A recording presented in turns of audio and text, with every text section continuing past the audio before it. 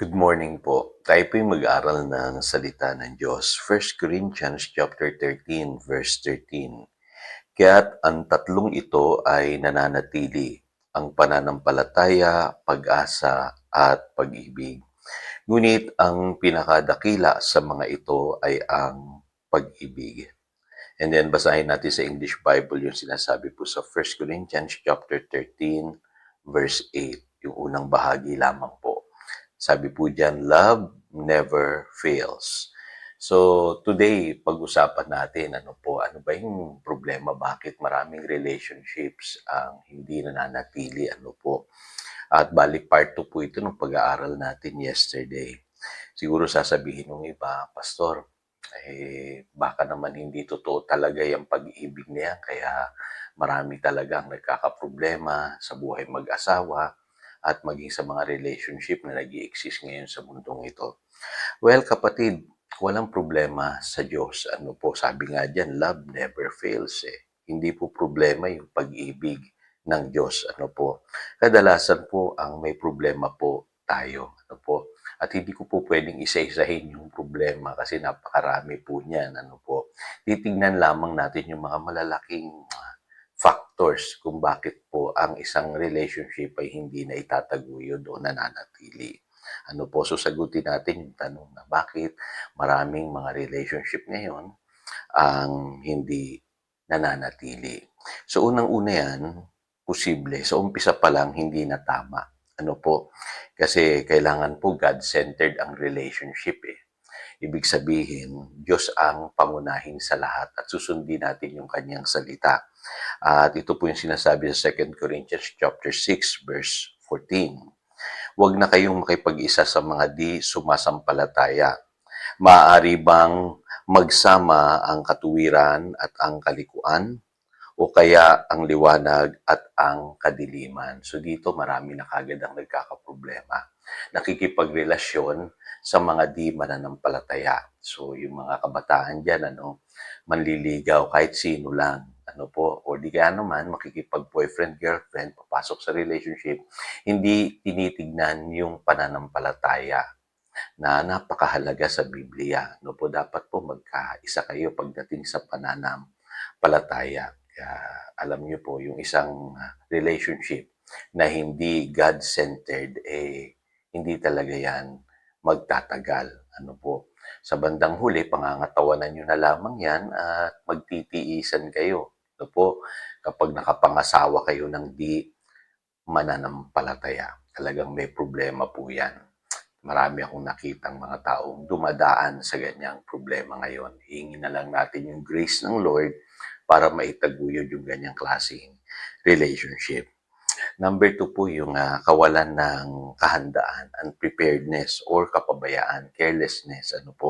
Kasi ang papasok po sa kasal or sa pagsasama ng mag-asawa, yan po'y isang sensitibo at delikadong sabihin na nating ugnayan.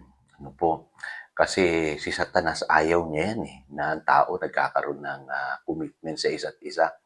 Ayaw ni Satanas na may ikinakasal. Gusto niya ang lahat ng relationships magulo, Walang commitment sa isa't isa. At magpapadala siya ng maraming temptations and trials.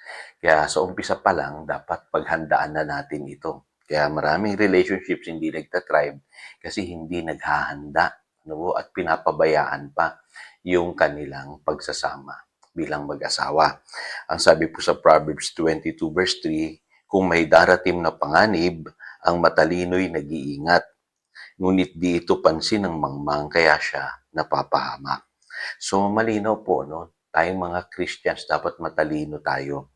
Alam natin yung pinasok nating relationship, pumasok tayong sa ugnayang mag-asawa at kahit kayo po'y sabihin na natin marami nang naatin ng seminar, o sabihin na natin magkakilala na kayong lubos ng iyong partner, aatakihin pa rin kayo ni Satanas Tandaan niyo yan, hindi siya titigil na atakihin ang inyong pagsasama.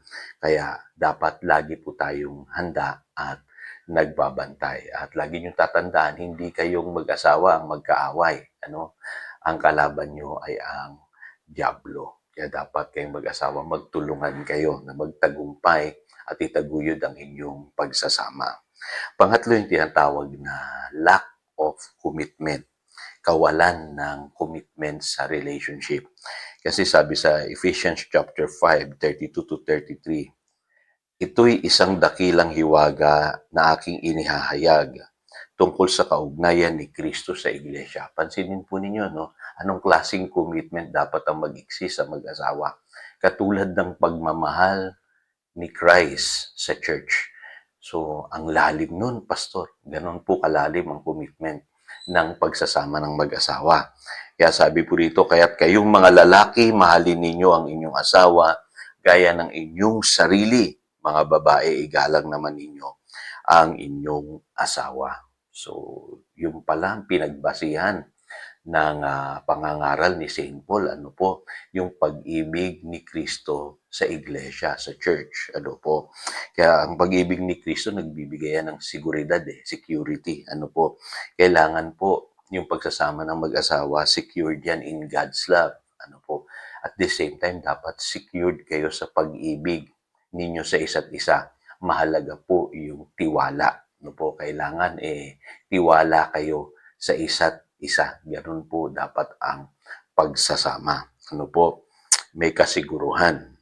Pangalawa, ang pag-ibig ni Kristo, pinapahalagahan niya tayo. Kaya dapat pahalagahan din natin ang isa't isa. Dapat po itrato ninyo ang inyong partner na importante, mahalaga, sa inyong buhay. Kung paano siya pinapahalagahan ng Diyos. Kaya mapapansin niyo po, pag maayos ang inyong pagsasama, lumilitaw yung pinaka-the best version ng inyong partner. Maging ikaw, kapatid, nababago ka, lilitaw yung pinakamagandang version mo kapag maayos ang pagsasama ninyong mag-asawa. Panghuli, mapapansin nyo, ang pag-ibig ng Panginoong Hesus, patuloy tayong inaalagaan.